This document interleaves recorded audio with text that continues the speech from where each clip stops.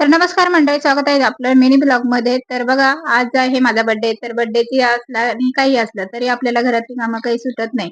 तर मला ना सकाळी जायचं होतं भाजी आणायला आणि भाजी पण घेऊन आले.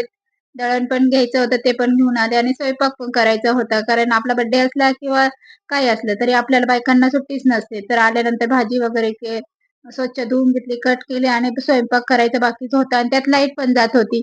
आणि मग लगेचच सगळा स्वयंपाक उरकून घेतला. घरातली सगळी साफसफाई पण आवरली आणि माझा सिद्धू गेला होता स्कूलमध्ये. वेदांची तब्येत आज बरी नसल्यामुळे तो घरीच होता.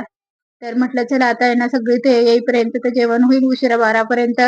तर मग त्यासाठी मग सगळी तयारी करून घेतली आधी आणि त्यात लगेच लाईट गेली होती माझी. गॅस पण संपला नेमका आजच. तर मग लगेचच मग ते शेगडीवर मग मी ठेवलं सगळं. एक-एक होईपर्यंत वेळच लागला.